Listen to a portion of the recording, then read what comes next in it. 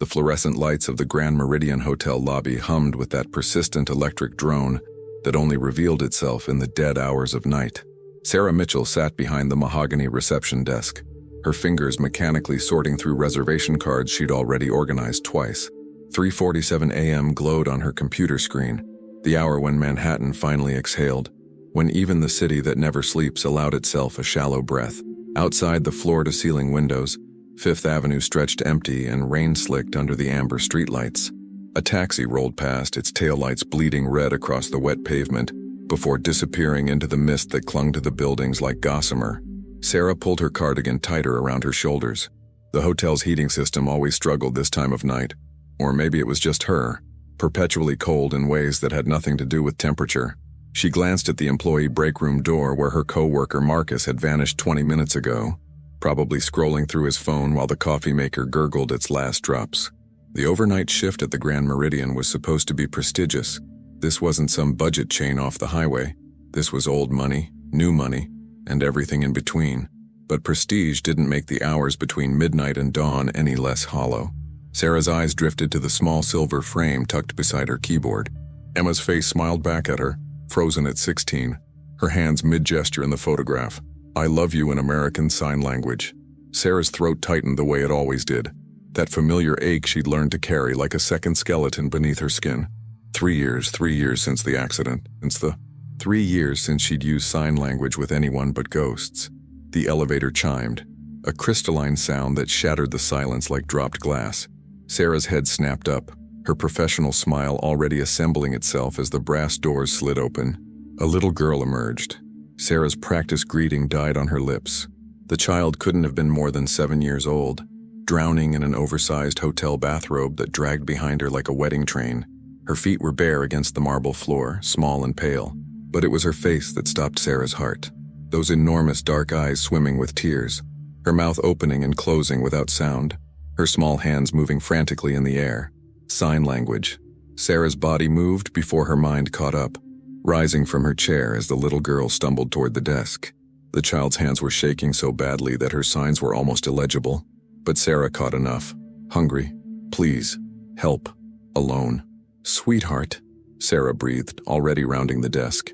She dropped to her knees in front of the child, her hands automatically forming the signs that felt like muscle memory from another lifetime. "I understand you. You're safe. What's your name?" The little girl's eyes went wide with shock and hope, so desperate it was almost violent. Her hands flew faster now. "Lily. My name is Lily. I'm so hungry. Nobody understands. Nobody listens." Sarah's heart cracked clean through.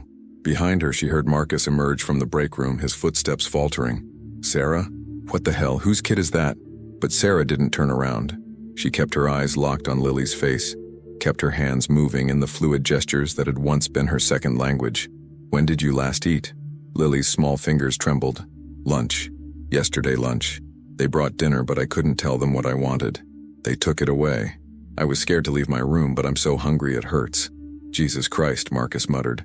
"That's the Chen kid, from the penthouse. Sarah, you need to call up there right now. Her father is James Chen. Do you have any idea who that is?" Sarah barely heard him. She was already signing again. "I'm going to get you food right now. What do you want?" "Anything." The hope in Lily's face was devastating. "Grilled cheese and apple juice." "Coming right up." Sarah stood, her hand gently touching Lily's shoulder. Out loud, she said, "Marcus, call the kitchen. Grilled cheese sandwich and apple juice, now." "Sarah, we need to notify." "Now, Marcus." Something in her voice made him move. As he reached for the phone, Sarah guided Lily to one of the plush lobby chairs, wrapping the child's bathrobe more securely around her small frame. The girl was shivering, though the lobby wasn't cold. Sarah crouched again, signing, "You're very brave to come down here alone." Lily's response was hesitant. "I didn't know what else to do. The people in my room don't understand my hands. My daddy is at a meeting. He's always at meetings." The automatic doors of the hotel entrance suddenly swished open, and 3 men in dark suits strode in with the kind of purposeful urgency that made Sarah's instincts flare. The one in front was tall, broad-shouldered, with a phone pressed to his ear, and an expression carved from granite. His eyes swept the lobby and landed on Lily with laser focus. "There," he barked into the phone. "Lobby. I have eyes on the asset. Asset." The word made Sarah's blood run cold. The man advanced toward them, and Sarah stood, positioning herself slightly in front of Lily. "Can I help you?" "Step aside, miss. That child needs to return to her room immediately." His hand reached past Sarah. Lily's small fingers clutched the back of Sarah's cardigan. "I'll step aside when you tell me why a 7-year-old was wandering the hotel alone at 4 in the morning. Because she was starving." Sarah's voice came out steadier than she felt. The man's jaw tightened. "That's not your concern. Mr. Chen has been notified of the situation. Now move." "Sarah?" Marcus's voice wavered from the desk. "The kitchen says 10 minutes for the sandwich." "Tell them to make it 5, Sarah said, not breaking eye contact with the suit. Behind her, she felt Lily's small body trembling.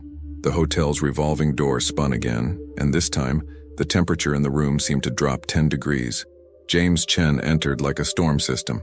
6 feet of controlled fury wrapped in a charcoal Tom Ford suit that probably cost more than Sarah's annual salary.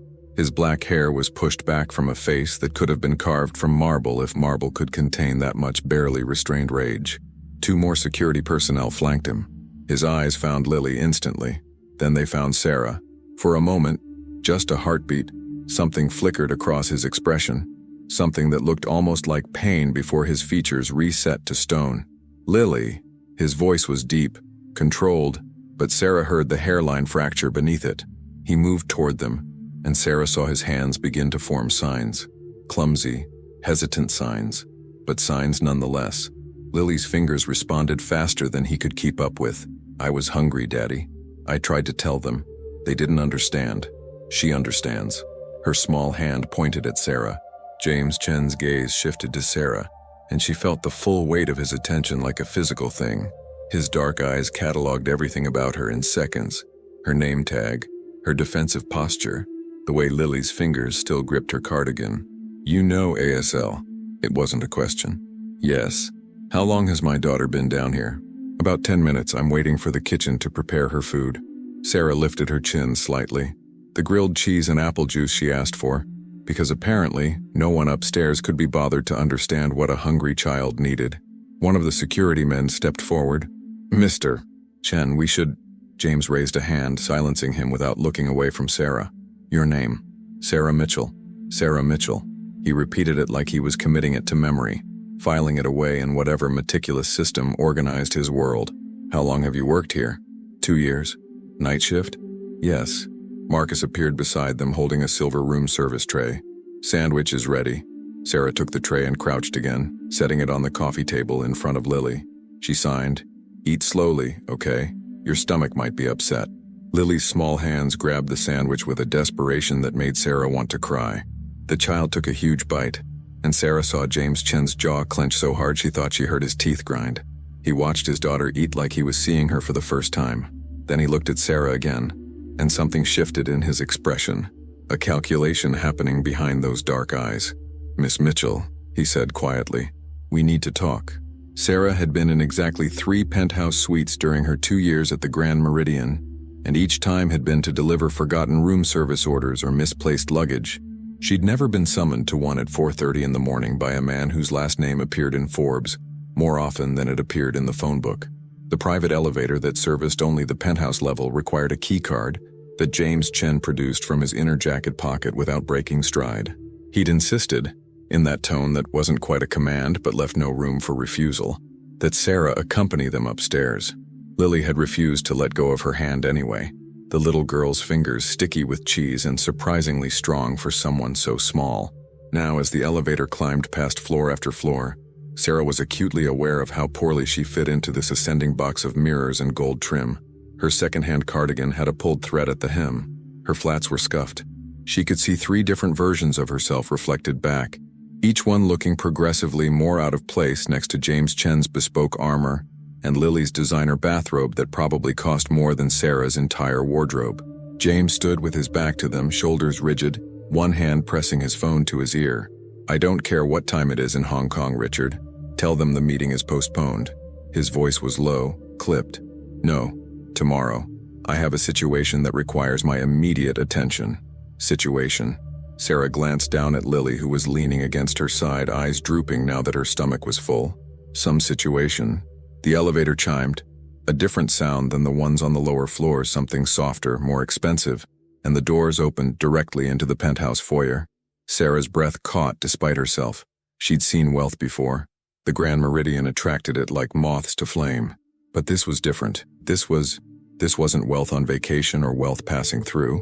This was wealth that lived here, that had carved out this space and molded it into something that existed in a different atmosphere than the rest of the world. The foyer alone was larger than Sarah's entire studio apartment in Queens. White marble floors stretched beneath a chandelier that looked like captured starlight. Original artwork. Sarah recognized a Rothko, though she couldn't have said how. Adorned walls painted in shades of cream and gray that probably had names like Dove's Wing or Morning Mist. Through an archway, she glimpsed floor-to-ceiling windows that framed Manhattan like it was a painting, commissioned specifically for this view. Mr. Chen, a woman in a crisp gray uniform, materialized from a side hallway, her face professionally composed but her eyes betraying something that looked like fear. "I apologize for the incident. I stepped away for only a moment to prepare Miss Lily's room for the night, and when I returned—" "Save it, Patricia." James's voice could have cut glass. "You're dismissed. HR will contact you in the morning regarding your final paycheck." The woman's composure cracked. "Sir, please, I have a family." "You had one responsibility."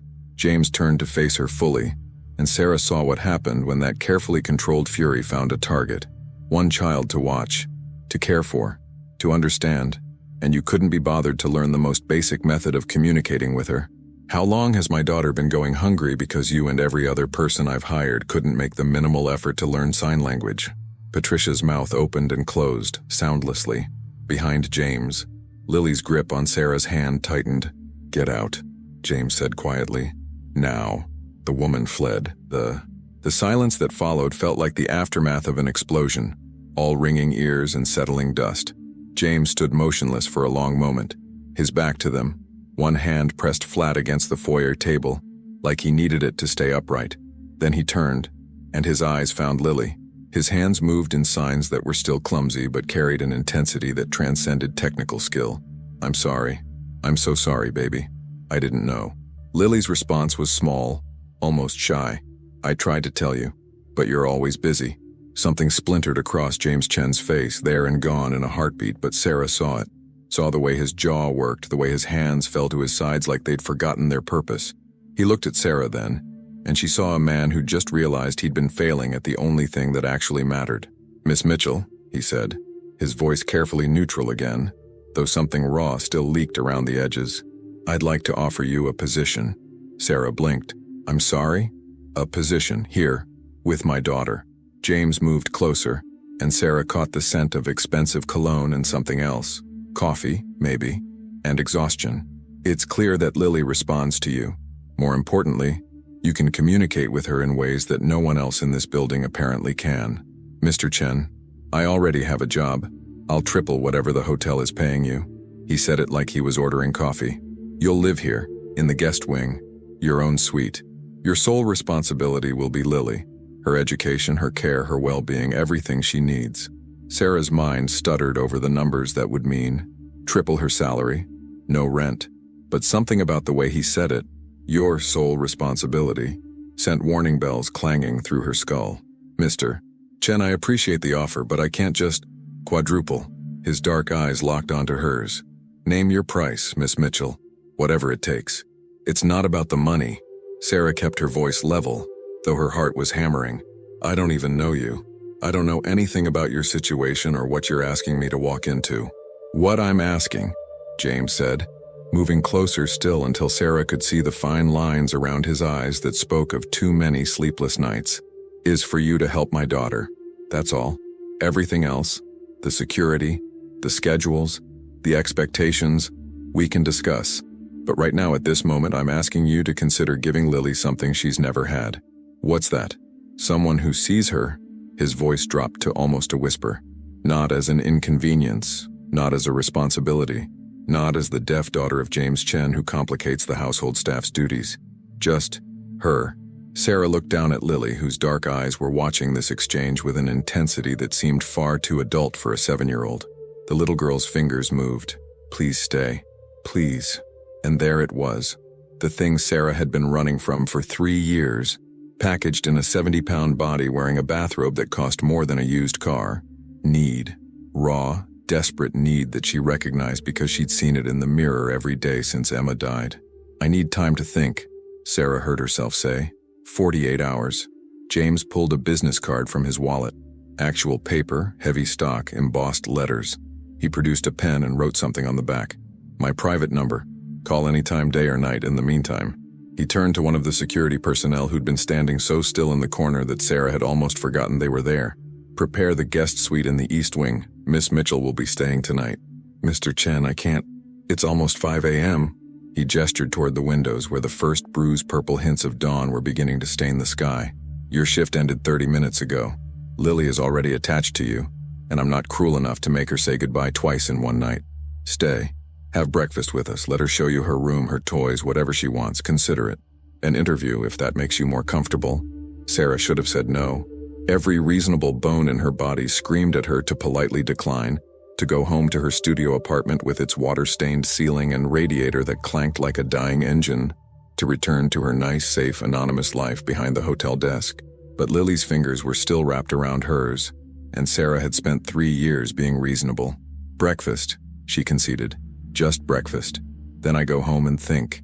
Something that might have been relief flickered across James's face. "Of course." He signed to Lily. "Show Miss Sarah your room." Lily's entire face transformed. The exhaustion, the fear, the careful guardedness, all of it evaporated into pure 7-year-old excitement.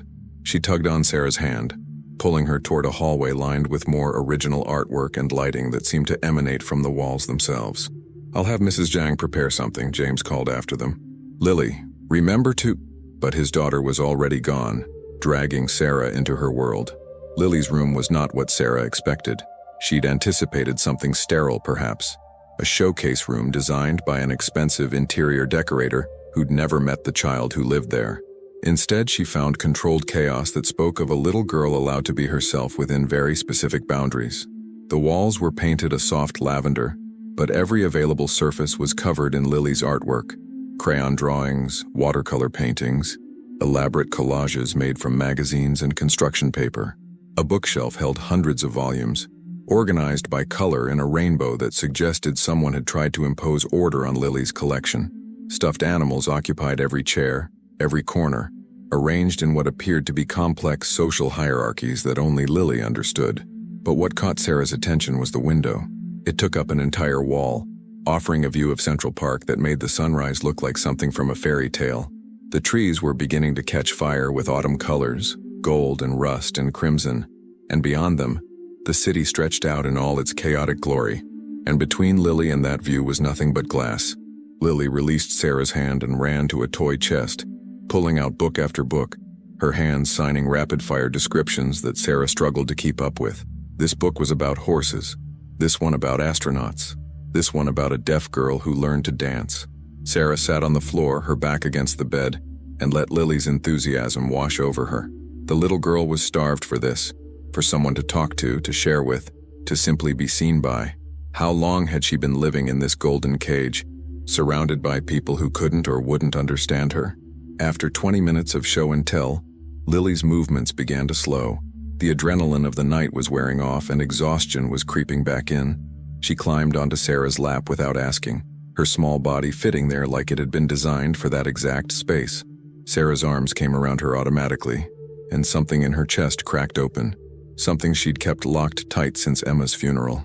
Lily's fingers moved slowly now. "My mommy died when I was little. Do you have a mommy?" Sarah's throat closed.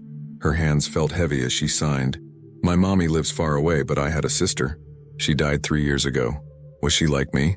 "Yes. She was deaf. I learned to sign because of her." Lily tilted her head back to look up at Sarah's face. "Did you love her? More than anything. I think that's why you understand." Lily's signs were becoming drowsy, less precise. People who love someone like us, they learn to listen with their eyes. The simplicity of it, the devastating accuracy, made Sarah's vision blur. A soft knock on the doorframe made them both look up. James stood there, his suit jacket discarded, his tie loosened, looking somehow more human and more dangerous all at once. "Breakfast is ready," he signed and spoke simultaneously. "If you're still hungry, Lily." But Lily was already asleep, her head heavy against Sarah's shoulder, her breathing deep and even. James's expression did something complicated. He crossed the room and carefully, gently, lifted his daughter into his arms. Lily barely stirred, just made a small sound and buried her face against his neck. For a moment, James stood there holding her, and Sarah saw past the wealth, past the power, past the carefully constructed armor. She saw a father who was terrified he was failing the one person who mattered most. "She's never fallen asleep with the nanny," he said quietly. "Never let her guard down like that." Patricia had to wait until Lily passed out from exhaustion before she could put her to bed. He carried Lily to her bed, a white four-poster that looked like something from a princess story, and tucked her in with a gentleness that seemed at odds with everything else about him. He signed something over her sleeping form too quick for Sarah to catch, then straightened. "Come," he said to Sarah. "We should talk." They sat in what James called the study, a room lined with books that had actually been read, if the worn spines were any indication. Dawn was breaking fully now, pouring gold through the windows and making the Manhattan skyline look almost soft. Mrs. Zhang, a woman in her 60s with kind eyes and flour on her apron, had left a tray of food, croissants, fruit, coffee that smelled like heaven. Sarah accepted a cup gratefully, wrapping her hands around the warmth. James sat across from her, his own cup untouched. "I need to be honest with you," he said. Sarah's stomach tightened. "About what?" "About what you'd be walking into if you accepted this position." He leaned forward, elbows on his knees, and suddenly looked every one of his, 40 years? 42? "My business isn't entirely conventional." I gathered that from the security detail. A ghost of a smile. "Observant. Good. Yes, I have security. Extensive security. Because I've made enemies, Miss Mitchell. Powerful ones. People who would use any perceived weakness against me. And Lily." He didn't finish, but he didn't need to. "You're worried someone would hurt her to get to you." "I'm certain someone would, given the opportunity." James's voice went hard. "Which is why she's here. Why she's isolated. Why I've been so..." He cut himself off, jaw clenching. "I told myself I was protecting her, keeping her safe. But what I actually did was lock her in a tower and convince myself the guards I posted were enough.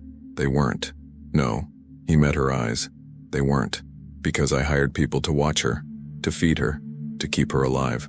But I never hired anyone to actually see her, to understand her, to give her what she actually needs. Which is you," James said simply. "Or someone like you. Someone who can bridge the gap between her world and mine. Someone who can help her be normal as possible given everything else." Sarah set down her coffee cup. "Mr. Chen." "James, please."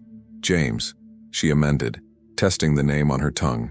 "I appreciate your honesty, but you need to understand something too. I'm not a trained educator. I'm not a therapist. I'm a hotel receptionist who happens to know sign language because my little sister was deaf. That's all. That's everything." He stood, moving to the window, his silhouette dark against the sunrise.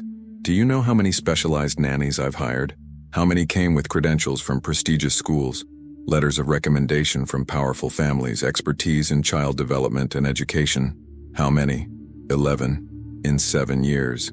He turned to face her, and every single one of them treated Lily like a problem to be managed, a challenge to be solved, something to put on their resume.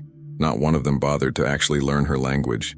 They expected her to adapt to them, to read lips, to make herself smaller and quieter and less inconvenient. Sarah's hands clenched in her lap. "You spoke to her," James continued, his voice rough. "You saw a scared, hungry child and your first instinct was to get down on her level and communicate with her. Do you have any idea how rare that is? How precious?" "I just did what anyone would..." "No." James moved closer, and Sarah felt the full force of his intensity like standing too close to a fire.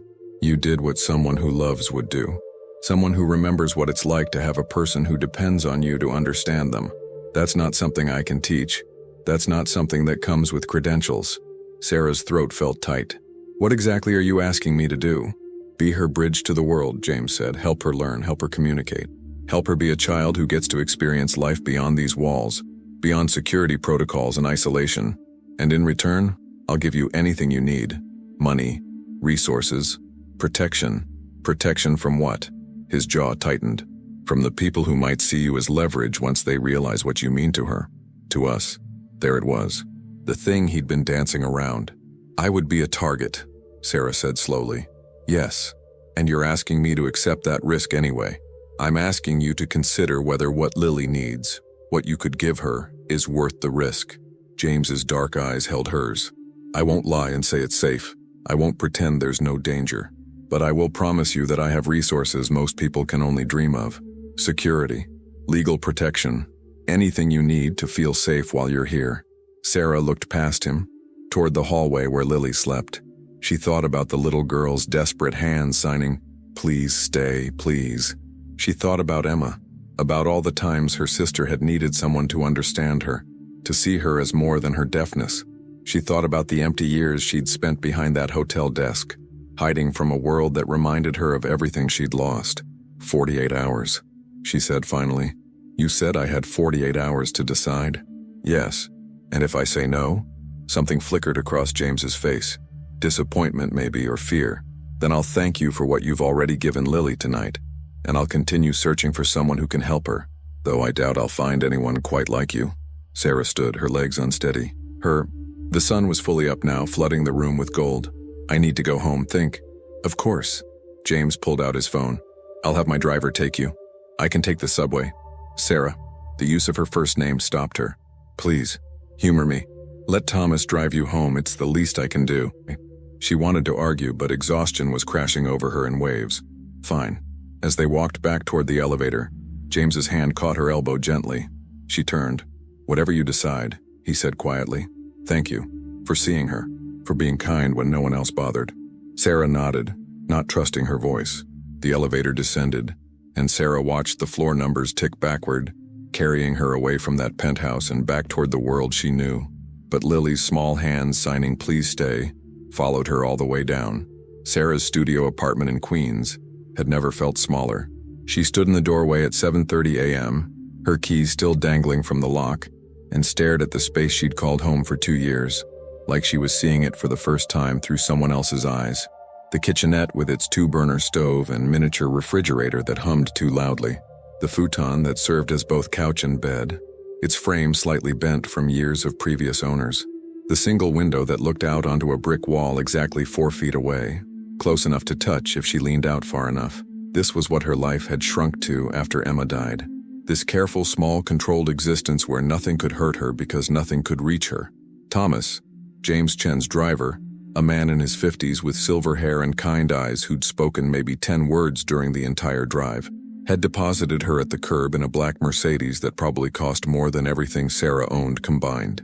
She'd watched him pull away, the taillights disappearing into morning traffic, and felt the weight of 2 different worlds pressing against each other like tectonic plates. Now, standing in her apartment, Sarah felt the fault line running right through her center. She dropped her purse on the counter, the sound too loud in the silence, and moved to the small shelf above her futon where she kept the things that mattered. Photo albums, Emma's favorite books, their spines creased from repeated readings, a shoebox full of letters and drawings, artifacts from a life that ended too soon. Sarah pulled out one of the albums and sank onto the futon, the springs creaking their familiar protest. She opened it to a random page. Emma at 12, grinning at the camera with her 2 front teeth missing, her hands frozen mid-sign in something that was probably a joke Sarah could no longer remember. Emma at 14, serious and focused, competing in a regional sign language poetry competition. Emma at 16, the last summer, though they hadn't known it then, standing on a beach in Connecticut with her arm around Sarah's shoulders, both of them laughing at something their mother had said. Sarah's finger traced the edge of that final photograph. The accident had been quick, at least. That's what everyone kept telling her at the funeral, like speed was some kind of mercy, a drunk driver running a red light. Emma had been crossing the street after her evening class at the community center, where she volunteered teaching sign language to hearing parents of deaf children. She'd been 22 seconds from the safety of the opposite curb when physics and alcohol had intersected with her body. Gone. Just like that. All that light, all that fierce determination to make the world more accessible for people like her, extinguished in the time it took Sarah's heart to beat 4 times. Sarah had spent the 3 years since trying to outrun the guilt.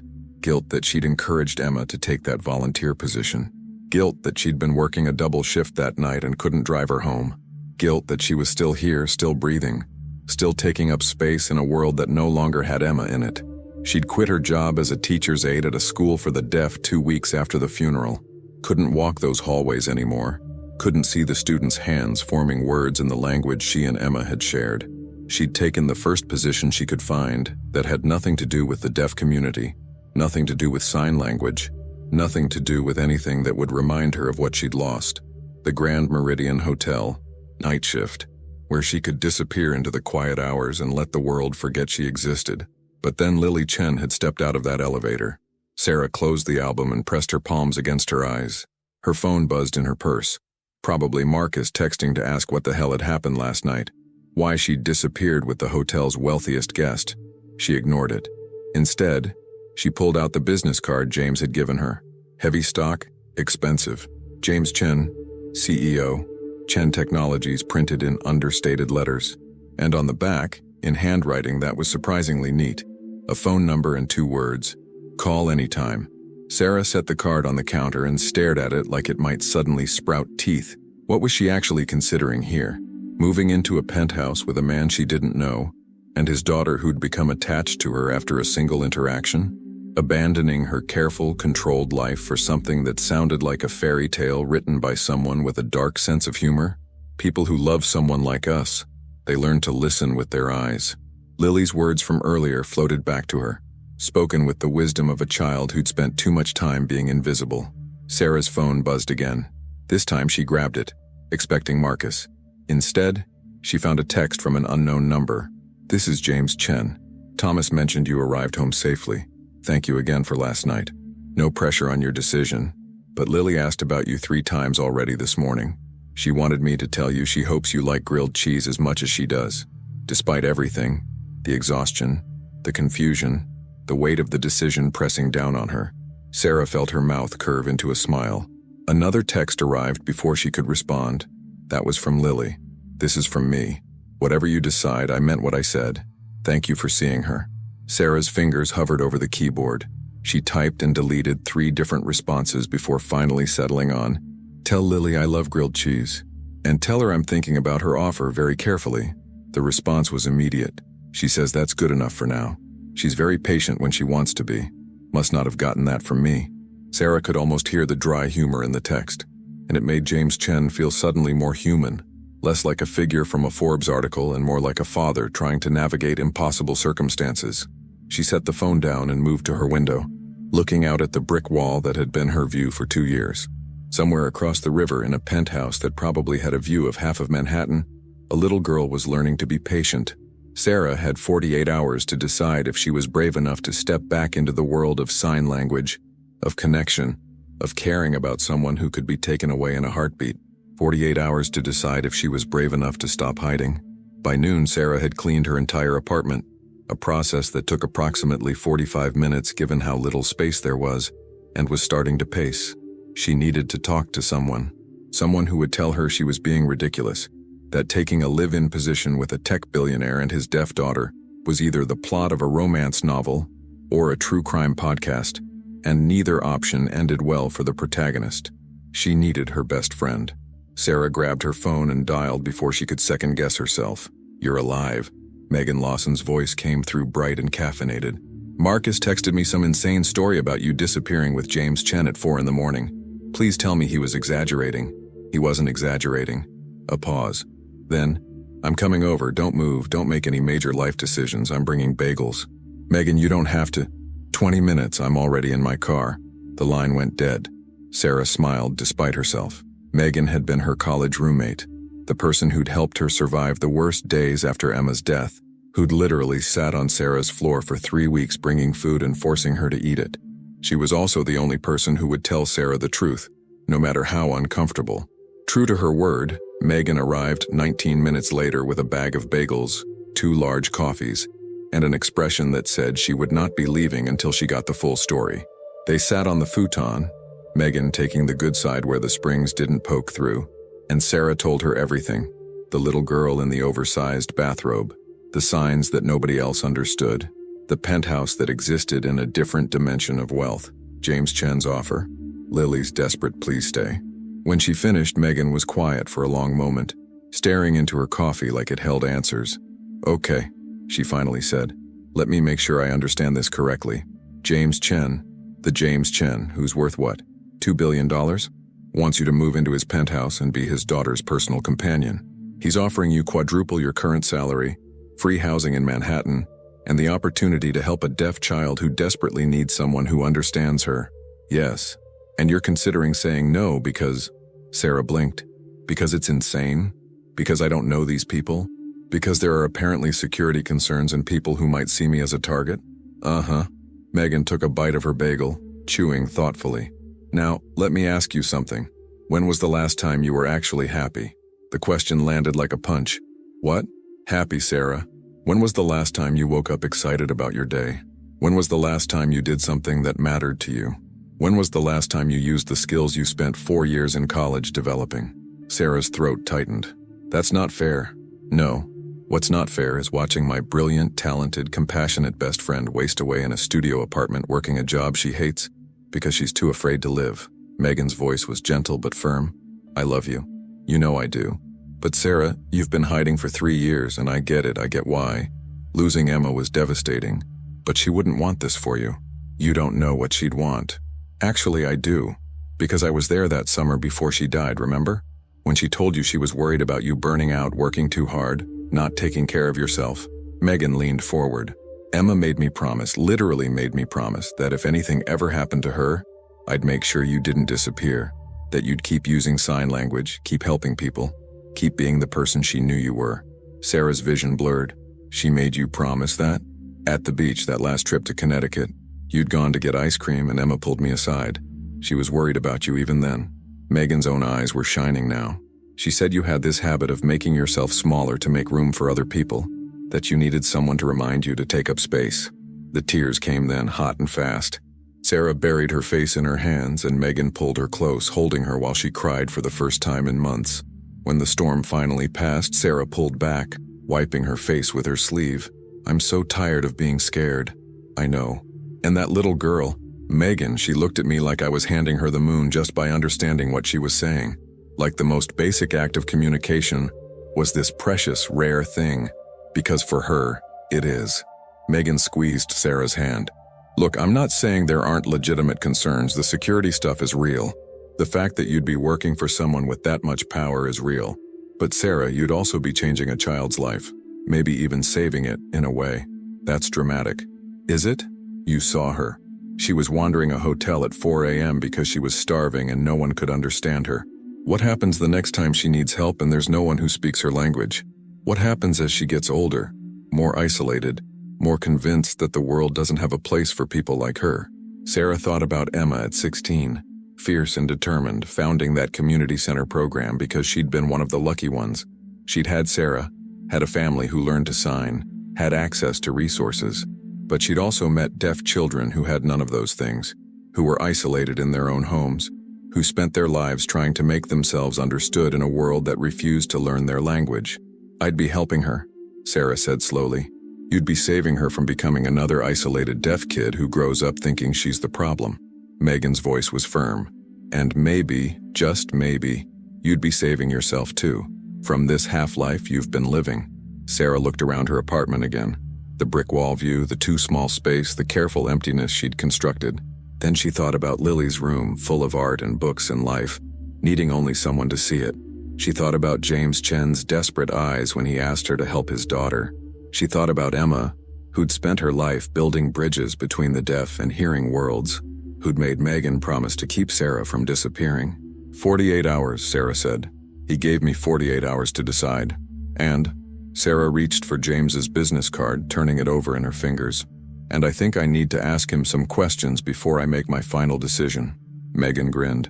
There's my girl. What kind of questions? Practical ones. About what the job would actually look like day to day.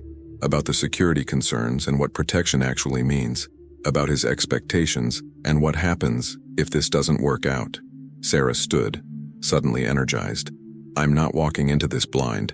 If I do this, if I need to know exactly what I'm agreeing to. That's smart.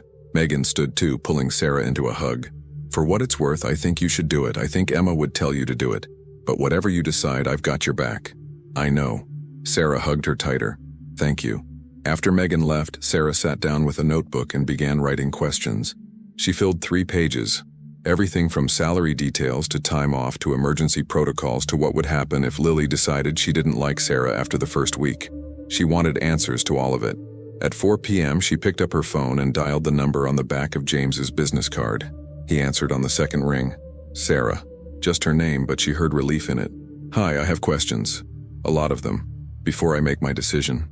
Of course. Do you want to discuss them over the phone or in person, if that's possible? I want to see Lily again. See the space where I'd be living. Get a better sense of what this would actually look like. Tonight?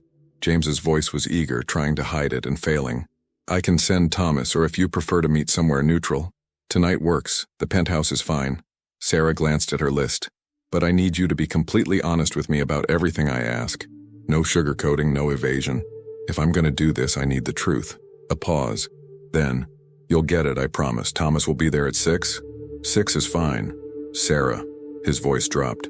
Thank you for considering this, for not dismissing it outright. Don't thank me yet. I haven't said yes, but you haven't said no. Sarah smiled despite herself. No, I haven't said no. After they hung up, Sarah looked around her apartment one more time, at the photos of Emma, at the life she'd built out of grief and fear, and the desperate need to feel nothing. She thought about what Megan had said. When was the last time you were actually happy? And she realized she couldn't remember. Maybe it was time to find out if happiness was still possible on the other side of fear. Thomas arrived at exactly 6 p.m. This time, during the drive back into Manhattan, Sarah asked him questions. How long have you worked for Mr. Chen? 12 years, ma'am. What's he like, as a boss, I mean? The boss, Thomas glanced at her in the rearview mirror, his eyes thoughtful. He's demanding, expects excellence, but he's fair, and he takes care of people who are loyal to him. A pause. And he loves that little girl more than anything in the world, even if he's not always good at showing it. What do you mean? Mr. Chen's father raised him to see emotion as weakness, to prioritize business over everything else. So that's what he does. He buries himself in work, because it's the only language he was taught. Thomas signaled to change lanes, the Mercedes gliding through traffic. But when it comes to Lily, I see him try. I see him fail. Try again. Fail better. He's learning. It's just hard for him. Sarah absorbed this. What happened to Lily's mother? That's not my story to tell, ma'am. But I will say this. Her death nearly destroyed him. Lily is all he has left of her. He's terrified of losing her too. The Mercedes pulled up to the Grand Meridian. Sarah's workplace, though from this angle, approaching as a guest rather than an employee. It looked different, grander, more imposing. Thomas handed her off to building security, who escorted her to the penthouse elevator. And as she ascended once again toward that rarefied air where James and Lily Chen lived, Sarah felt the weight of her decision pressing down like atmospheric pressure. The elevator doors opened. Lily was waiting in the foyer, practically vibrating with excitement. She wore a purple dress with stars on it, her hair pulled back in pigtails, and the moment she saw Sarah, she launched herself forward. Sarah caught her automatically, the little girl's arms wrapping around her waist in a hug that felt like coming home and leaping off a cliff all at once. When Lily pulled back, her hands were already moving. You came back. I knew you would. I told Daddy you would come back. Behind her, James Chen stood in the archway wearing jeans and a simple white button-down, the most casual Sarah had seen him, and somehow more intimidating for it. Without the armor of a suit, he looked younger, more vulnerable. His eyes met Sarah's, and in them she saw hope and fear in equal measure. Welcome back, he said quietly. Thank you for coming. Lily grabbed Sarah's hand, tugging her toward the living room. I have so many things to show you, and Daddy says if you stay, I can help pick out your room. Come on. Sarah let herself be pulled forward into the penthouse, into the life she hadn't yet decided to accept but was already halfway into. James followed behind them, and Sarah heard him murmur something that might have been a prayer, or might have been a curse. Either way, she understood the sentiment. They were all standing on the edge of something that would change everything.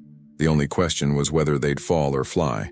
The guest suite in the east wing of the Chen penthouse was larger than Sarah's entire apartment. Lily had insisted on the tour, dragging Sarah through rooms that seemed to multiply like something from a dream. The suite had a bedroom with a king-sized bed that looked like it had never been slept in, a bathroom with heated marble floors, and a shower that could fit 4 people, a sitting area with its own fireplace, and, most surprisingly, a small study lined with empty bookshelves waiting to be filled.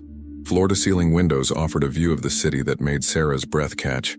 From this height, Manhattan looked like a circuit board of light and shadow, alive with electricity and possibility.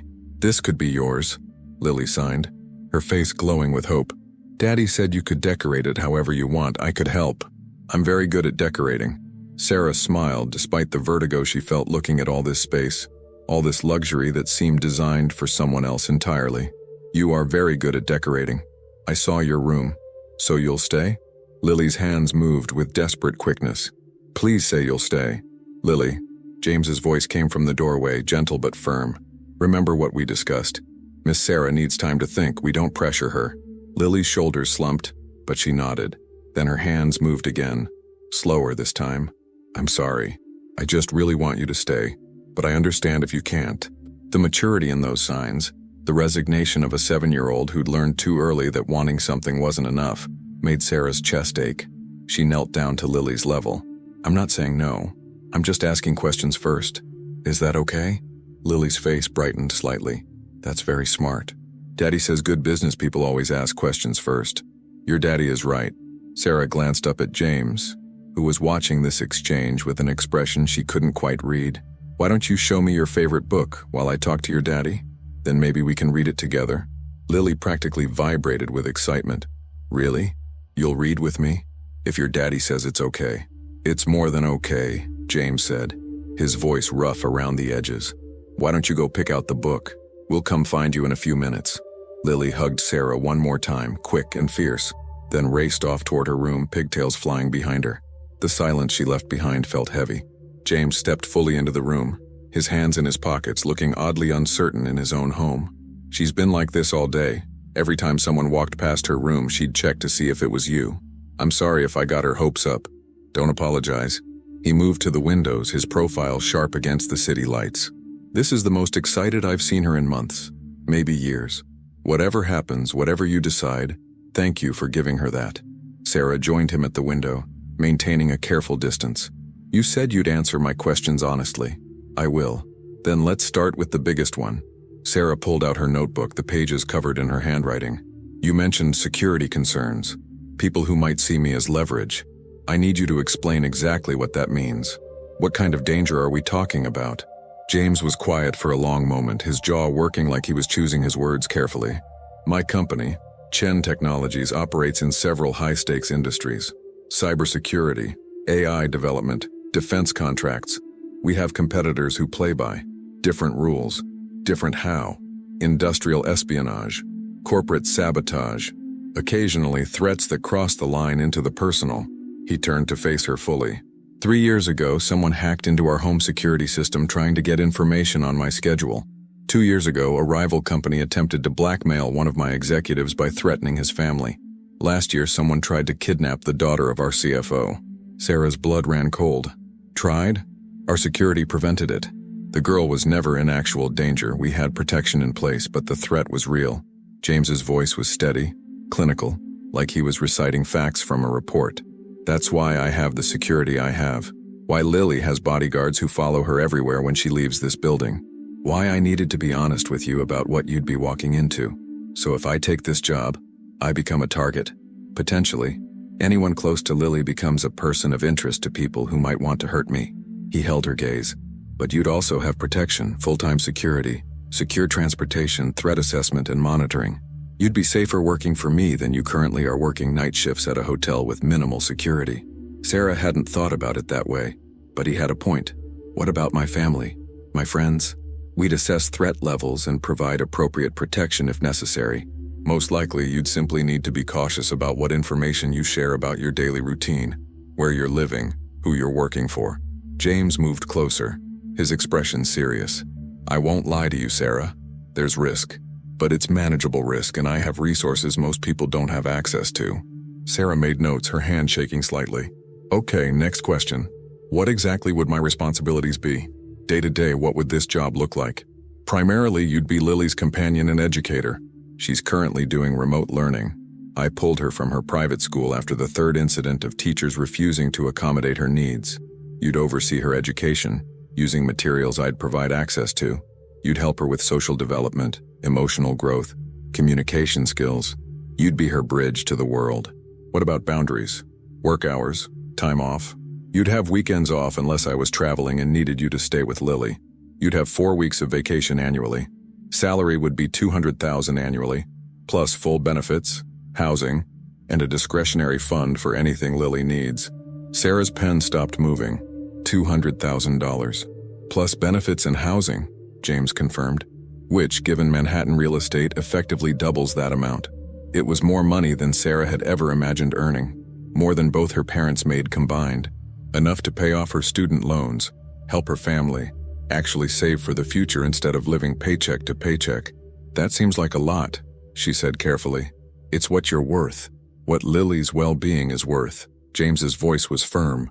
I'm not hiring you to just babysit Sarah.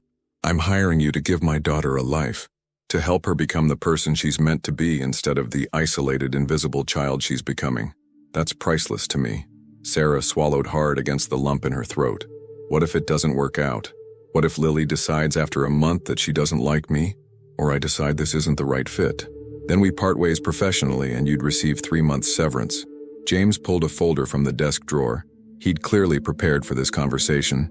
Everything would be outlined in a contract. Clear terms, clear expectations, protections for both of us. He handed her the folder. Inside was a contract, professionally drafted, surprisingly easy to read. Sarah skimmed through it. Everything he'd mentioned was there, along with confidentiality clauses, termination conditions, and a benefits package that made her head spin. You had this drawn up already, she said. I had my lawyers draft it this morning. He didn't look apologetic. I wanted to be prepared if you agreed to discuss terms. But Sarah, if there's anything in there you want to change, we can negotiate. This isn't a take it or leave it offer. This is a starting point. Sarah flipped through the pages, her mind racing. It all looked legitimate, professional, better than anything she'd expected. I'd want my own lawyer to review it. Of course, I'd insist on it. Actually, James pulled out a business card. This is my attorney's information.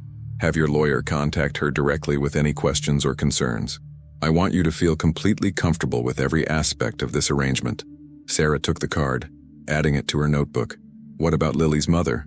You said she died. Can you tell me what happened? James's entire body went rigid. For a moment, Sarah thought he wouldn't answer, that she'd pushed too far. Then he spoke, his voice carefully controlled. May died when Lily was 2. Brain aneurysm. Sudden, unexpected, unsurvivable. She went to sleep one night and didn't wake up. I'm so sorry. Lily doesn't remember her. Not really. She has photos, videos I've shown her, but she doesn't have actual memories. His hands clenched at his sides. May was. She was the better parent, the patient one, the one who knew how to connect with Lily, how to make her feel safe and loved and seen. When she died, I tried to be both parents, but I'm not built that way. I don't know how to be soft. You're learning, Sarah said quietly. I've seen you with her. You're trying. Trying isn't enough. James's voice cracked just slightly. Lily needs more than my clumsy attempts at affection between board meetings. She needs someone who can give her what May would have given her. Consistency, understanding, real connection. You think I can give her that? I think you already have in one night. More than 11 professional nannies managed in 7 years. He met her eyes. I saw how she looked at you, Sarah. I saw her fall asleep in your arms like she finally felt safe. That's not something I can hire. That's not something money can buy. That's something that happens when the right person shows up at the right time. Sarah looked down at the contract in her hands, at the pages that represented a complete transformation of her life. This is terrifying. I know. I could fail. I could let her down. I could let you both down. You could also save her. James moved closer, his intensity focused entirely on her. You could give her a childhood instead of an existence. You could teach her that the world has a place for her, that her deafness isn't a burden but just part of who she is. You could show her that she matters. That's a lot of pressure. Yes, it is, and I won't pretend otherwise. He was close enough now that Sarah could see the fine lines around his eyes, the shadow of exhaustion that lived in his face. But I believe you can handle it. I believe you're exactly what Lily needs. And selfishly, I believe you might be exactly what I need too. What do you mean? James seemed to realize how close they were standing and took a half step back. I mean that I need someone I can trust with the most important thing in my life. Someone who won't see Lily as a paycheck or a resume builder, but as a child who deserves to be loved. I think that's you. Sarah's hands trembled as she closed the folder. I need to think about this, really think about it. Of course, take your 48 hours, take longer if you need it. James's voice gentled. But before you go, will you read with Lily? She's been waiting. Sarah nodded, grateful for the reprieve from decision-making. They found Lily in her room, surrounded by a mountain of books, clearly having been unable to choose just one. I couldn't decide, she signed sheepishly. They're all so good. Then we'll read 3, Sarah signed back, settling onto the floor beside her. Pick your favorites. Lily's face lit up like sunrise. She chose a book about a deaf girl who became a dancer, one about a family of rabbits learning to garden, and a chapter book about kids solving mysteries in their neighborhood. They read for an hour, Sarah signing the words while Lily snuggled against her side, occasionally reaching out to turn pages or point at illustrations. James sat in a chair nearby, ostensibly working on his laptop, but Sarah caught him watching them more than once with an expression that made her chest tight. This could be her life, these quiet moments, this little girl who just needed someone to see her, this complicated man trying to be the father his daughter deserved. When Lily started yawning, James stood. Bedtime, sweetheart. But Sarah just got here, Lily protested, her signs sluggish with exhaustion. And I'll come back soon, Sarah promised, though she wasn't sure if it was a promise she could keep. I promise we'll read more books together. Really? Lily's eyes were already half closed. Really? James carried Lily to bed, and Sarah watched him tuck her in with the same careful gentleness she'd observed before. He was trying so hard, and it showed in every movement. When they returned to the living room, the city lights casting long shadows across the expensive furniture, James turned to her, too. Whatever you decide, Sarah, thank you for tonight. You gave her something precious. She gave me something too, Sarah admitted. A reason to remember why I learned sign language in the first place. Because of your sister. Because of Emma, yes. She used to say that every deaf person deserves to live in a world that speaks their language. That the burden of communication shouldn't only fall on deaf people. Hearing people should meet them halfway. Sarah smiled sadly. I forgot that for a while. I forgot a lot of things. And now I'm remembering. She picked up her purse, the contract folder tucked under her arm. I'll call you tomorrow, after I've had time to process everything. I'll be waiting. James walked her to the elevator. Sarah, no matter what happens, I meant what I said. You're exactly what we need. Both of us. The elevator doors closed on his face, and Sarah descended back toward ground level, back toward the world she knew. But she carried the contract with her like a ticking bomb. That night, Sarah didn't sleep. She sat at her tiny kitchen counter, reading and rereading the contract, making notes, highlighting sections, trying to find the catch. There had to be a catch. Nobody offered this much money, this much trust, this much responsibility to a hotel receptionist with no formal training. But the contract was clean, fair, almost too good to be true. At 3 a.m., she called Megan. This better be good, Megan mumbled, clearly woken from sleep. He offered me $200,000 a year. Silence. Then, I'm sorry, what? Plus housing, benefits, vacation time, and a discretionary fund for Lily's needs. Sarah's voice was slightly hysterical. Megan, that's insane. That's crazy money. I have more money than God and I'm desperate money, Megan corrected, suddenly sounding wide awake. Sarah, he really wants you. The question is, do you want this? I don't know, yes, no, maybe. Sarah dropped her head into her hands. That little girl, Meg. She just needs someone to see her. And I could do that. I could help her. But what if I'm not enough? What if I fail? What if you succeed? Megan's voice was gentle. What if you change her life? What if she changes yours? I'm scared. Good. That means it matters. A pause. Sarah, listen to me. You've spent 3 years being safe, being careful, hiding from anything that might hurt you, and you've been miserable. Maybe it's time to try something that scares you. This is more than scary, this is terrifying. The best things usually are. Megan yawned. Look, I'm not going to tell you what to do, but I will say this. Emma would want you to take this chance. She'd want you to use your gifts to help someone who needs it. And she'd want you to stop punishing yourself for still being alive. After they hung up, Sarah sat in the darkness of her apartment and thought about Emma, about the promise Megan said she'd made, about living versus just existing.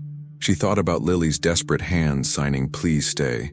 She thought about James's cracked voice saying, "Trying isn't enough." She thought about the person she used to be before grief hollowed her out, the person who believed she could make a difference, who saw teaching deaf children as a calling, who didn't hide from life because life was dangerous. At dawn, Sarah made her decision. She picked up her phone and dialed James's number. He answered immediately like he'd been waiting. "Sarah, I'll do it," she said, the words tumbling out before fear could stop them. "I'll take the job. I'll help Lily. I'll try." The silence on the other end stretched so long she thought the call had dropped. Then, "Thank you." His voice was rough, emotional. "You have no idea what this means." "I have conditions," Sarah said quickly. "I want to start with a 3-month trial period. If it's not working for any of us, we can end the arrangement with no hard feelings. And I want regular check-ins to make sure Lily is actually benefiting from this, not just getting attached to someone who might not be the right fit long-term." "Done." "Anything else?" "I need 2 weeks to give notice at the hotel and pack up my apartment. I can start the first week of November." "Perfect. I'll have the contract revised to reflect everything we've discussed." A pause. "Sarah, I won't let you regret this. I promise you that." "Don't make promises you can't keep," Sarah said, but she was smiling. "Then I'll make you one I can keep. Lily is going to be so happy."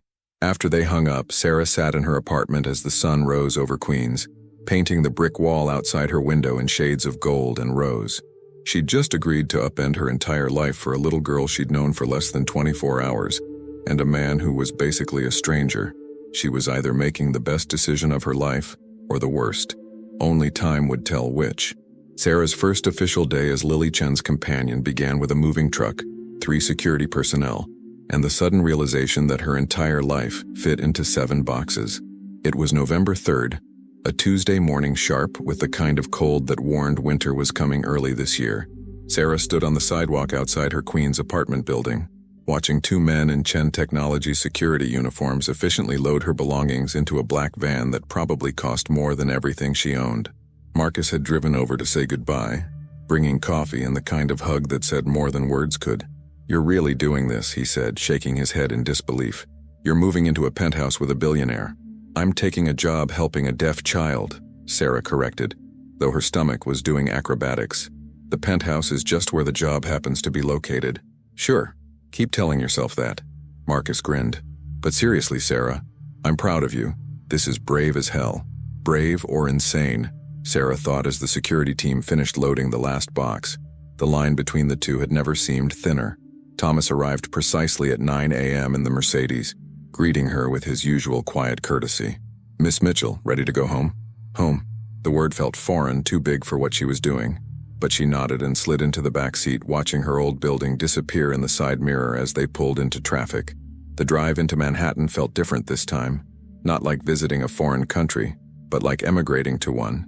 Every block they passed was a block further from the life she knew, closer to something entirely unknown. Her phone buzzed. A text from Megan. "You've got this. Call me tonight. Love you." Another from her mother in Oregon, who she'd finally told about the job change. "Very proud of you, sweetheart. Emma would be too." And one from James. "Lily hasn't stopped talking about today. Well, signing about today, you know what I mean. See you soon." Sarah smiled despite her nerves. Over the past 2 weeks, she and James had communicated regularly. Logistics mostly, but occasionally he'd send her updates about Lily. Photos of artwork the little girl had made for Miss Sarah's new room.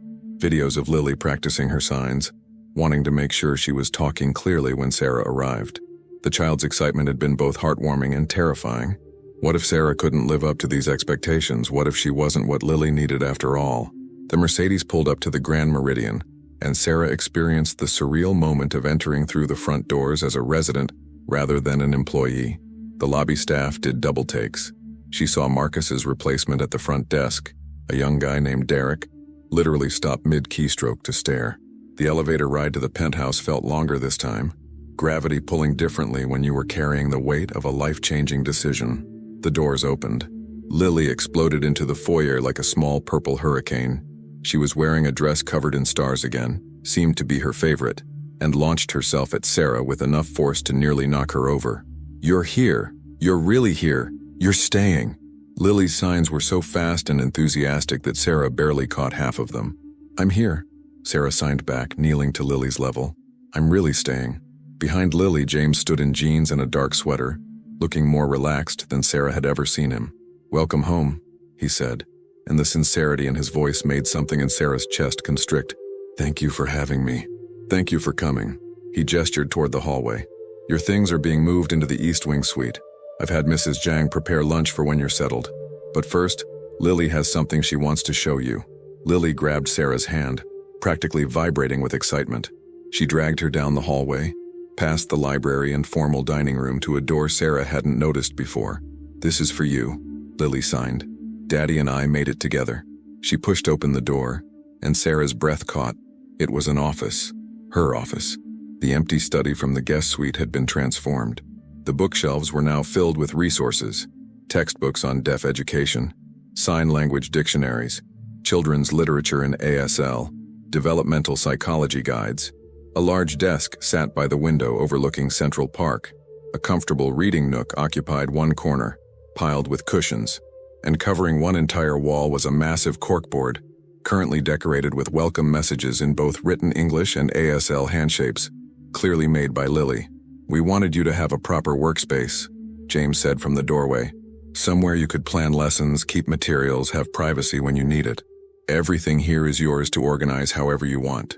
Sarah turned slowly, taking it all in.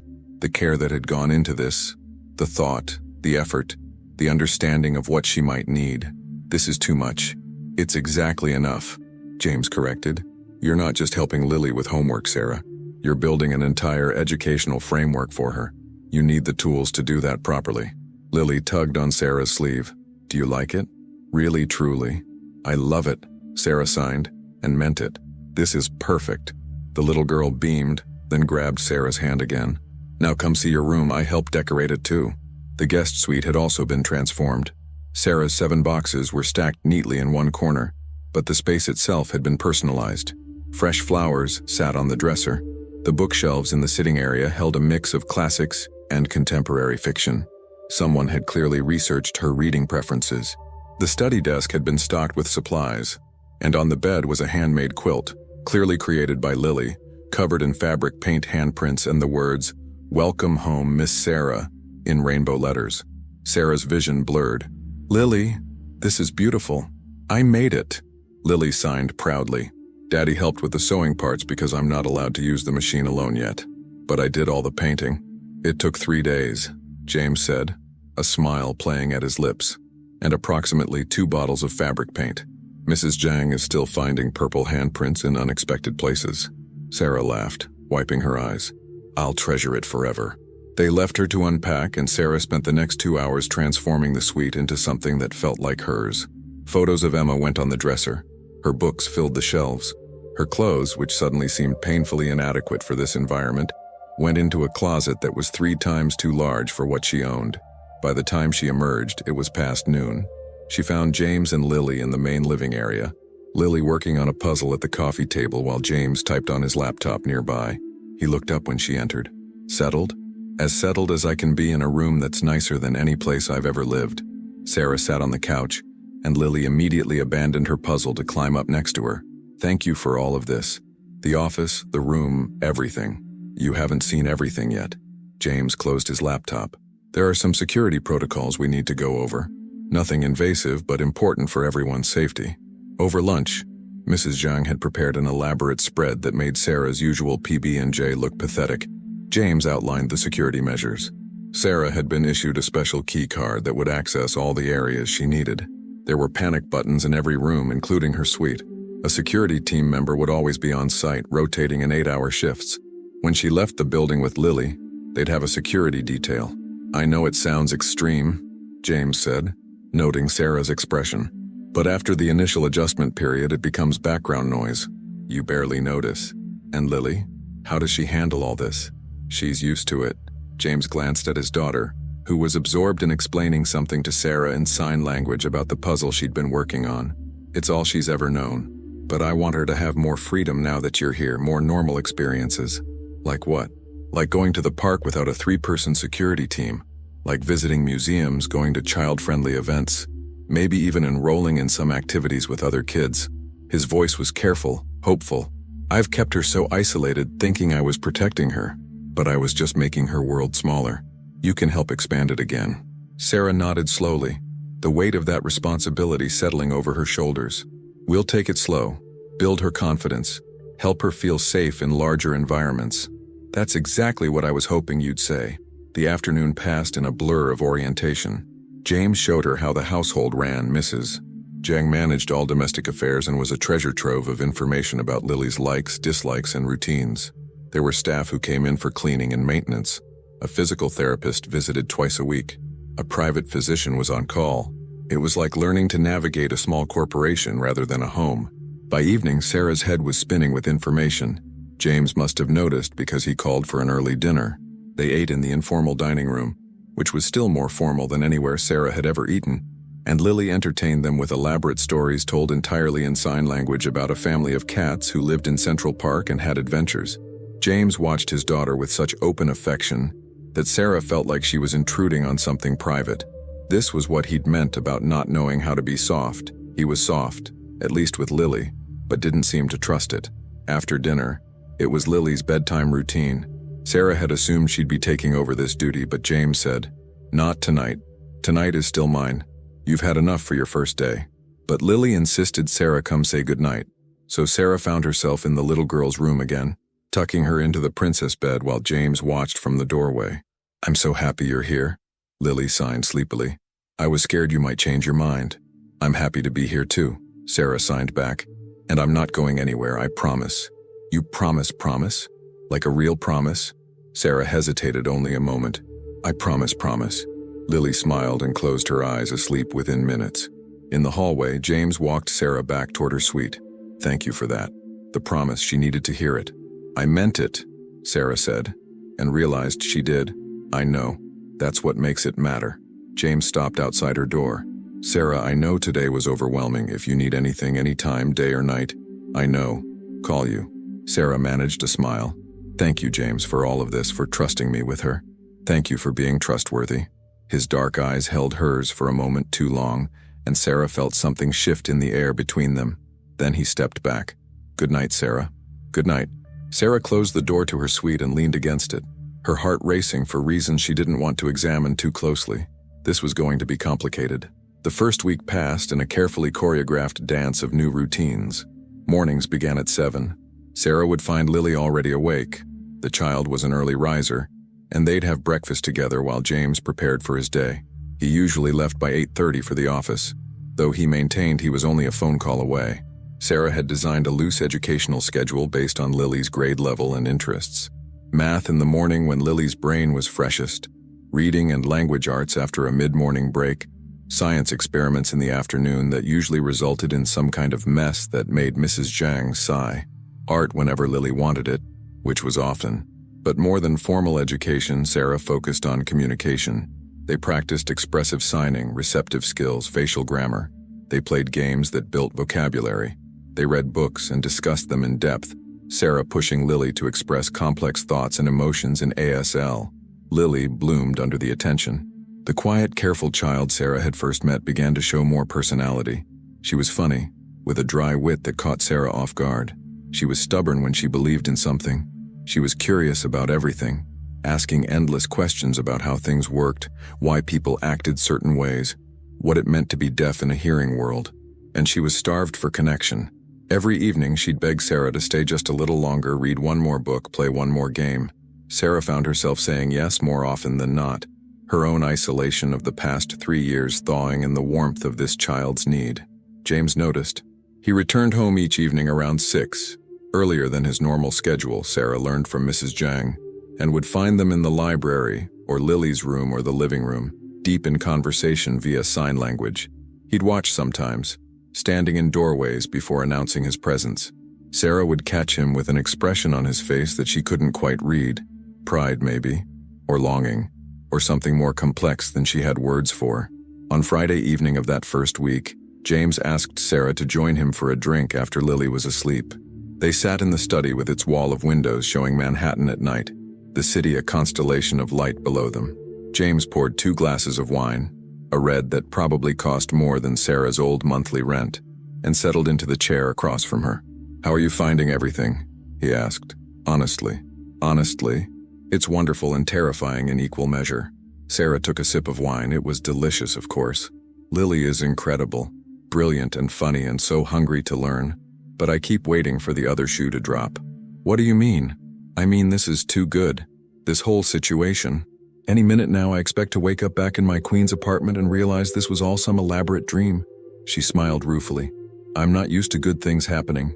James was quiet for a moment, swirling his wine. I understand that feeling. After May died, I spent 2 years waiting for the next catastrophe. Every phone call felt like it might be more bad news.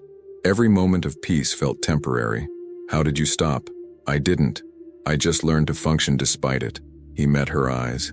But watching you with Lily this week, I've started to remember what it feels like to hope, to believe that maybe good things can last. The intensity in his voice made Sarah's pulse quicken. James, I'm not saying this to make you uncomfortable, he interrupted gently.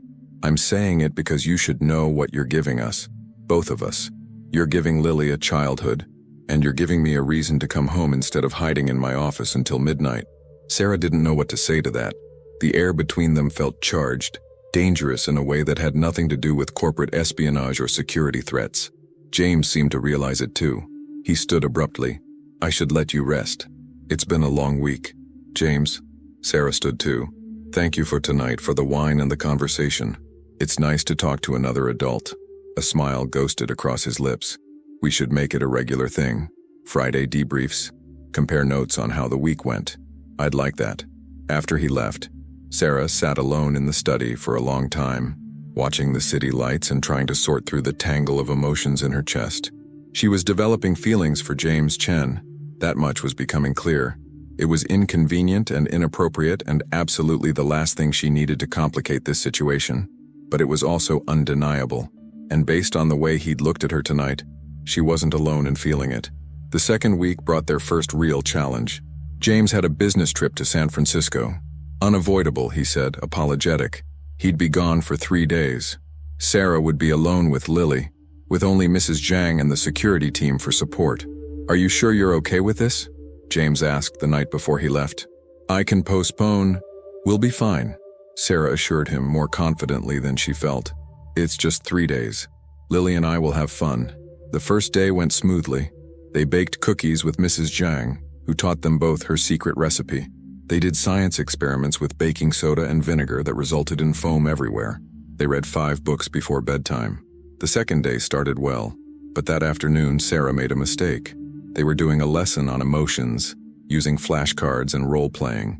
Sarah was trying to help Lily understand that it was okay to feel angry sometimes, that all emotions were valid. Sometimes I feel angry at my daddy. Lily signed, her small face serious.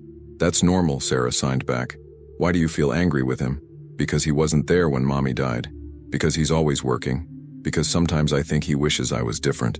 Lily's signs were getting faster, more agitated. Because I think he's sad that I'm deaf and he has to have special people take care of me. Sarah's heart clenched. Lily, sweetheart, that's not true. Your daddy loves you exactly as you are. Then why does he need you? Lily's hands were shaking. If I was enough, if I was normal, he wouldn't need to hire someone to understand me. And then Lily was crying. Harsh, angry sobs that shook her whole body. Sarah pulled her close, letting her cry it out, signing soothing words that felt inadequate. When the storm finally passed, Lily was exhausted. Sarah carried her to her room for an early rest, and the little girl fell asleep almost immediately, emotionally spent. Sarah sat on the floor of Lily's room, her back against the bed, feeling like she'd just survived a hurricane. Mrs. Zhang found her there an hour later. Miss Sarah, are you all right? I didn't handle that well, Sarah said, her voice rough. She was so upset and I didn't know what to say to make it better. Mrs. Zhang sat down beside her with a grace that belied her age. You did exactly right. You let her feel her feelings. You didn't try to fix them or dismiss them. That's all children need sometimes, to be heard. But what she said about James, about him wishing she was different, that's not true, is it? Of course not. Mr. Chen worships that child. Mrs. Zhang's voice was firm. But Lily is 7. 7-year-olds don't always understand the complicated ways adults show love. She sees her father working constantly and interprets it as him not wanting to be with her. She sees him hiring help and interprets it as her being a burden. It's not true, but it's her truth right now. Sarah wiped her eyes. What do I do? You keep showing up, keep being consistent, keep helping her understand that she's loved, not in spite of who she is, but because of who she is. Mrs. Zhang patted Sarah's hand. And you forgive yourself for the hard days, there will be more of them. That night Sarah called James in San Francisco. It was past midnight in New York, 9 p.m. on the West Coast. Sarah, what's wrong? Is Lily okay?" His voice was immediately alert, concerned. "She's fine, physically, but we had a rough afternoon." Sarah told him about the conversation, about Lily's fears and anger. "James, she thinks you hired me because she's not enough, because you wish she was different." The silence on the other end was so long Sarah thought the call had dropped. Then, "God, I never thought. I was trying to give her what she needed and all I did was make her feel deficient." "That's not what I'm saying, but it's what she's feeling, which amounts to the same thing." James's voice was rough. "Sarah, I'm coming home. There's a red-eye that leaves at midnight. I'll be there by morning." "You don't have to." "Yes, I do.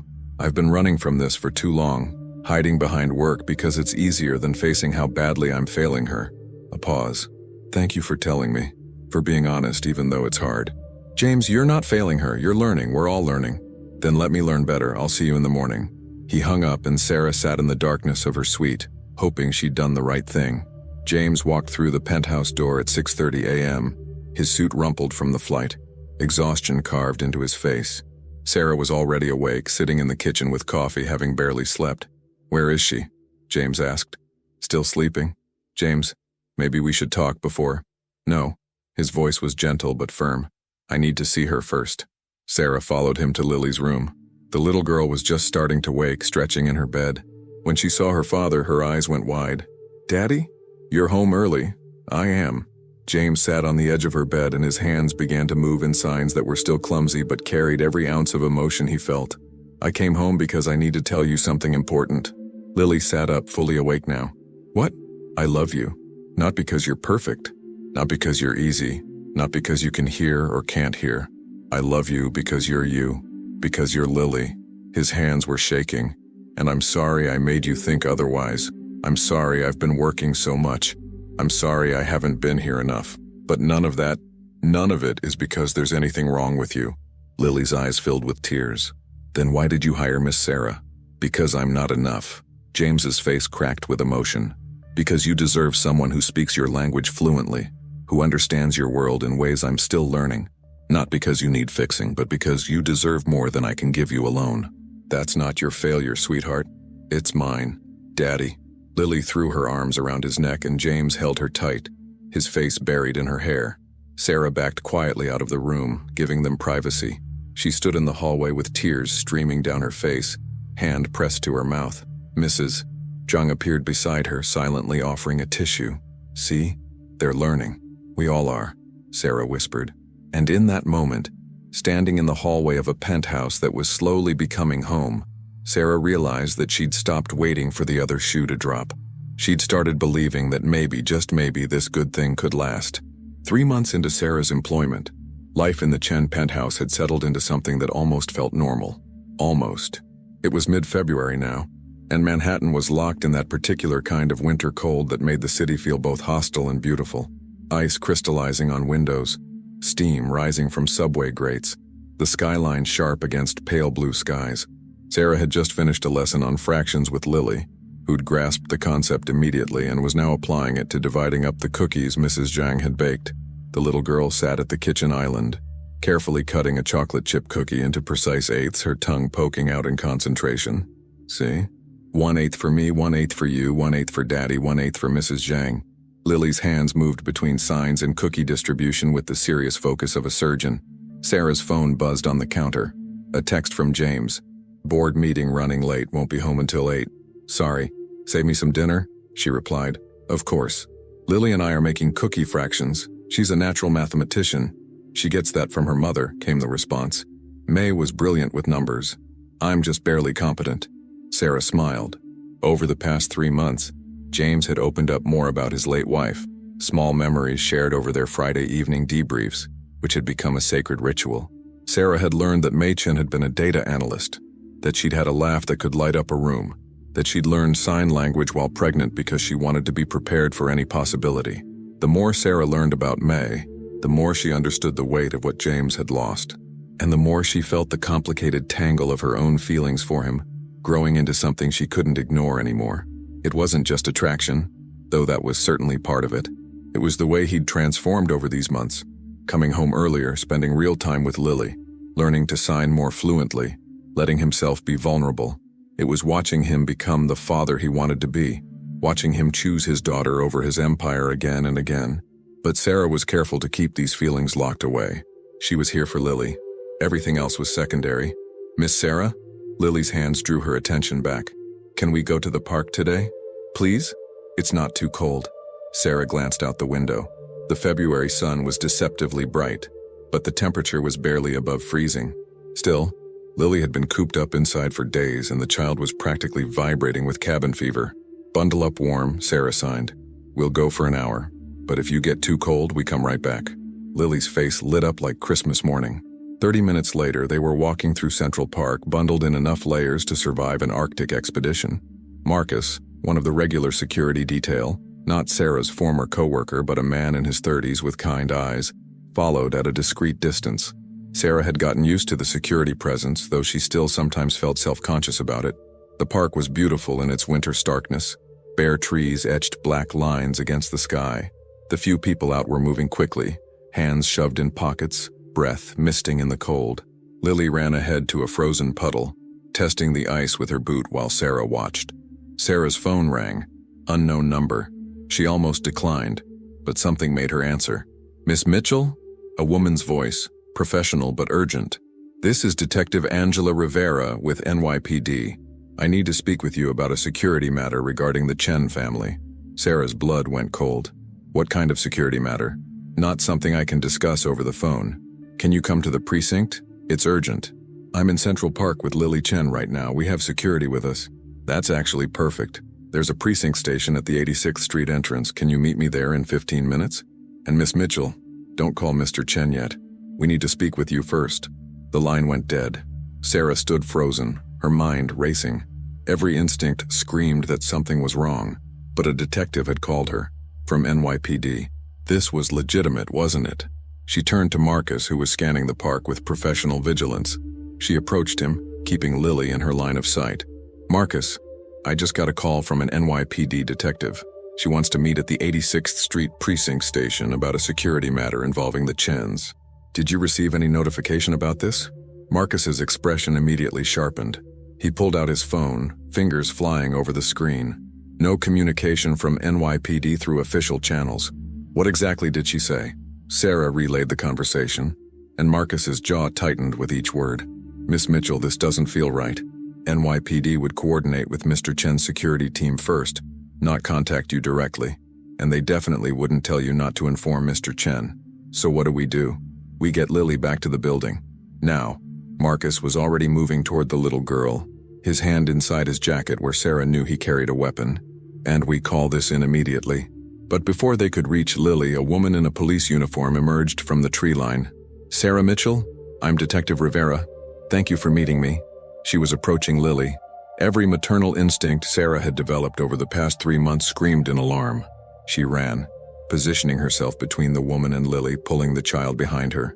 "Stay back," Sarah said, her voice surprisingly steady. "Show me your badge." Slowly, the woman's smile didn't reach her eyes. Of course. She reached for her belt and pulled out a gun. "Don't scream," the woman said quietly. "Don't run. Just walk with me to the parking lot and the girl doesn't get hurt." Behind them, Marcus was already moving, his own weapon drawn, shouting into his radio. "Code Red! Code Red! Attempted abduction in Central Park, Bethesda Fountain area." The fake detective grabbed Sarah's arm, trying to pull her toward a path that led to the street. Sarah twisted, breaking the grip, and shoved Lily toward Marcus. "Run." What happened next occurred in a blur of motion that Sarah would later struggle to piece together. Marcus reached them in 3 long strides, positioning himself between the threat and his charges. 2 more security personnel appeared from nowhere. They must have been following at a wider perimeter. The fake detective was surrounded, her weapon pointed uselessly at the ground as 4 guns trained on her. "Down. On the ground. Now." Marcus's voice was command-sharp, all trace of the gentle man who played with Lily gone, replaced by someone who'd clearly had military training. The woman dropped to her knees, then her stomach, hands behind her head. Within seconds, Marcus had her restrained with zip ties that appeared from his jacket like magic. Real NYPD officers arrived within minutes. Apparently, Marcus's Code Red had triggered multiple emergency responses. They took custody of the suspect, and suddenly Sarah was being escorted to a black SUV. Lily clutched tight in her arms. the little girl's body shaking with silent sobs. In the vehicle, Marcus handed Sarah his phone. "Mr. Chen is on the line." Sarah's hands trembled as she took it. "James, are you hurt? Is Lily hurt?" His voice was barely controlled panic. "We're fine. Shaken, but fine. James, I'm so sorry. She said she was a detective and You did nothing wrong. You protected Lily. That's all that matters." A pause, and when he spoke again, his voice was stone. "I'm leaving the office now. I'll meet you at home in 20 minutes. Sarah, thank you. Thank you for keeping her safe." The ride back to the Grand Meridian was silent except for Lily's hitching breaths. Sarah held her the entire way, signing soothing words with shaking hands. "You're safe. I've got you. Nobody's going to hurt you." But Lily's eyes were wide with shock, her small hands gripping Sarah's coat like it was the only solid thing in a tilting world. When they arrived at the penthouse, James was already there. He must have broken every traffic law to beat them home. He met them at the elevator, and his face when he saw them, pale, stricken, barely holding together, made Sarah's heart crack. Lily launched herself at her father, and James caught her, holding her so tight Sarah worried he might hurt her. But Lily just buried her face in his neck and sobbed. Over his daughter's head, James's eyes met Sarah's. "Tell me exactly what happened." Sarah did, her voice shaking while James held Lily and listened with an expression that grew progressively darker. When she finished, he was silent for a long moment. "This was a targeted attempt," he finally said. "They knew Lily's schedule, knew you'd be in the park, knew how to bypass our protocols by impersonating law enforcement." His jaw clenched. "This wasn't random. Someone has been watching us." "Who?" "I have an idea." James's voice went cold. "But first, we need to get Lily settled." "Mrs. Zhang?" The housekeeper appeared, her own face pale with shock. "Mr. Chen, can you draw Lily a bath? With the lavender salts she likes? And perhaps some hot chocolate after?" Mrs. Zhang nodded and gently coaxed Lily from James's arms. The little girl went reluctantly, casting frightened looks back at her father and Sarah. When they were alone, James moved to the windows, his shoulders rigid. "This is my fault." "James, no." "Yes." He turned to face her, and Sarah saw fury and guilt warring in his expression. "I knew there were threats. I knew, and I still brought you into this. I put you and Lily in danger because I was selfish, because I wanted her to have a normal life, because I wanted—" He cut himself off. "Because you wanted what?" Sarah moved closer. "James, you can't blame yourself for someone else's criminal actions. I can when I saw them coming." He pulled out his phone, pulled up an email, showed it to Sarah. It was dated 2 weeks ago from someone named Richard Zhang, no relation to Mrs. Zhang apparently. "James, the Tecton merger is making waves. Marcus vowed is desperate. He's made threats before. Take them seriously this time. Increase security. Consider relocating Lily temporarily." Sarah's stomach dropped. "Who's Marcus Vout?" "CEO of our biggest competitor. The merger I've been working on would effectively put him out of business." James's voice was bitter. "I thought his threats were just bluster, corporate intimidation. I didn't think he'd actually—" His hands clenched into fists. "I should have known better. So what do we do now?" "Now?" James looked at her, and his expression was equal parts determined and heartbroken. "Now I give you a choice. You can leave. I'll give you 6 months severance, excellent references, whatever you need. You've fulfilled your contract more than adequately. I won't hold you to anything else." Sarah's heart stopped. "You're firing me? I'm giving you an out." He moved closer, his dark eyes intense. "Sarah, today you were held at gunpoint because of me. Because of my business dealings, my enemies, my choices. I won't ask you to risk your life for us. What about Lily? I'll hire someone else. Increase security. Maybe send her to stay with my sister in Singapore until this blows over." He sounded like he was trying to convince himself as much as her. Sarah stared at him, emotions roiling through her chest. "You want to know what I choose?" "Yes, I choose to stay." The words came out firm, certain. "I choose Lily. I choose this family. I choose you." The last 2 words hung in the air between them, heavy with meaning neither of them had acknowledged until now. James's expression cracked. "Sarah, today was terrifying," Sarah continued. "And yes, I was scared. But you know what my first thought was when that woman pointed a gun at me? It wasn't about my safety. It was about getting Lily to safety, about protecting her, because that's what you do for people you love. You love her." James's voice was rough. "I love her." Sarah took a breath. "And I love you. Both of you. which is probably inappropriate and unprofessional and all kinds of complicated, but it's true. So if you think I'm walking away now, when you need support the most, you don't know me at all. James closed the distance between them in 2 strides. His hands came up to cup her face, and for a moment they just stood there, breathing the same air, balancing on the edge of something that would change everything.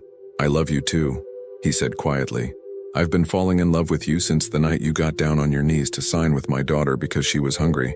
Every day since, I've fallen a little more. Watching you with her. Watching you bring light back into this place. Watching you teach me how to be better. James, but I can't ask you to stay if it means putting you in danger. I can't be that selfish. You're not asking, Sarah said firmly. I'm choosing. There's a difference. His thumb traced her cheekbone. You're sure? I'm terrified, but I'm sure. James kissed her then, soft and gentle and full of 3 months of restrained longing. Sarah's hands fisted in his shirt, pulling him closer, and for a moment the world narrowed to just this.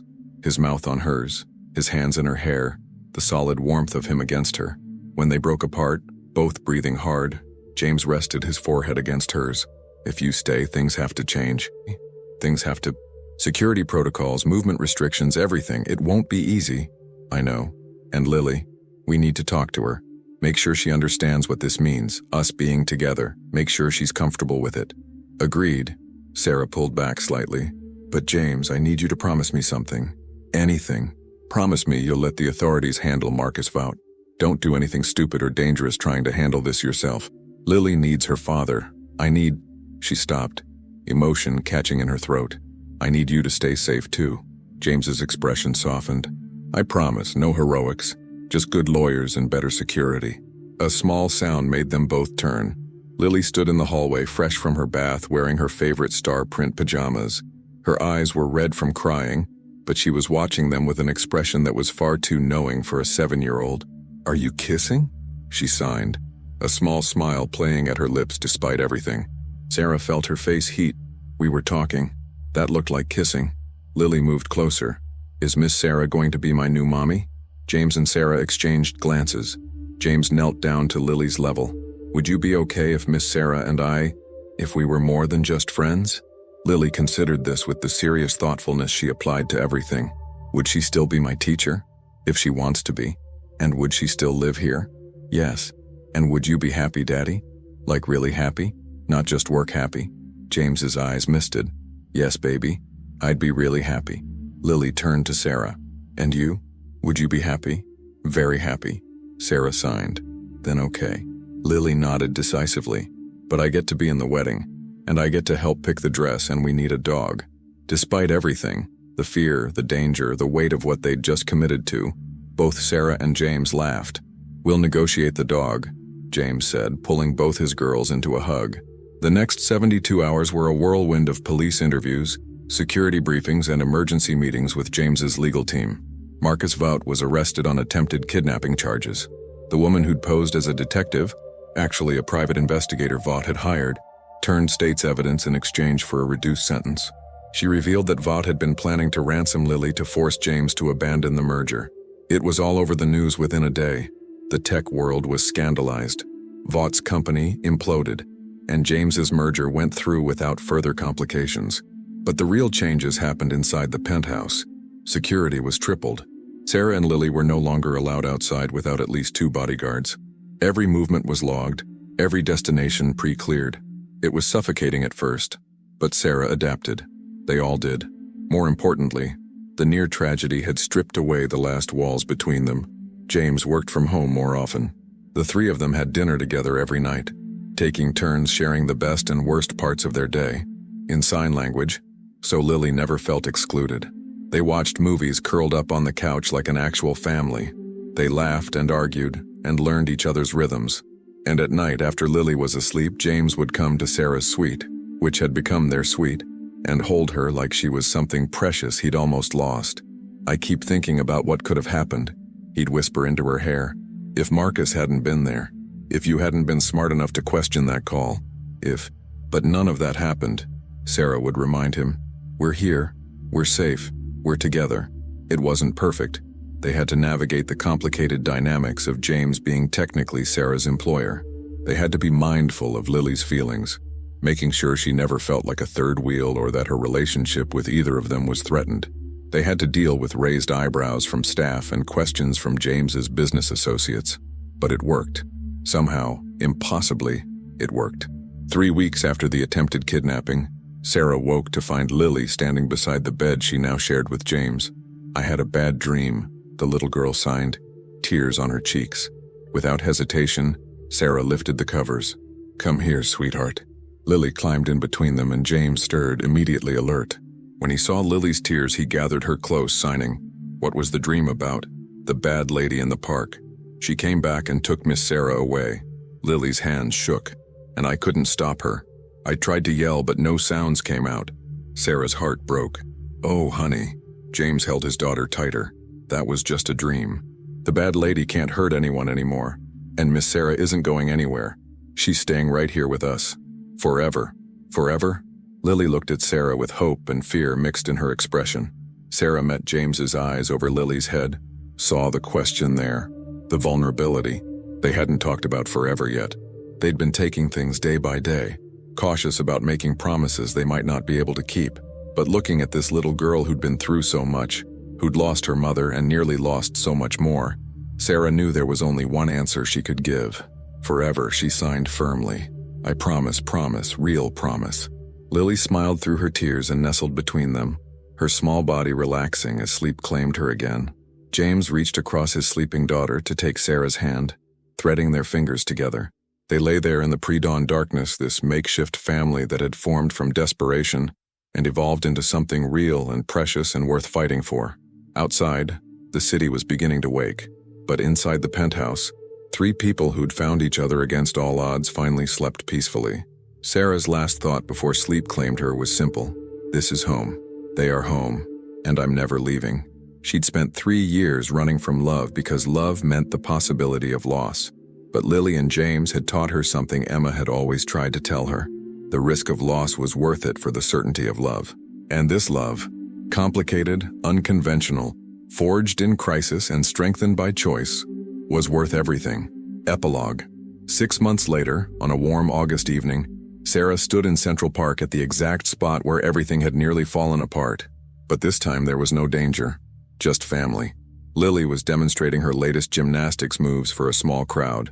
James, Mrs. Jang, Megan, Sarah's parents who'd flown in from Oregon, and Thomas, who'd become as much family as employee over the months. "Watch this." Lily signed excitedly before executing a perfect cartwheel. Everyone applauded, both with their hands and in sign language because that was normal now. James had insisted that everyone in their inner circle learn at least basic ASL. Lily deserved to live in a world where people met her halfway. James slipped his arm around Sarah's waist, pulling her close. The engagement ring on her finger, a simple platinum band with a single diamond chosen because Sarah had said anything flashier would just get in the way of signing, caught the evening light. "Happy?"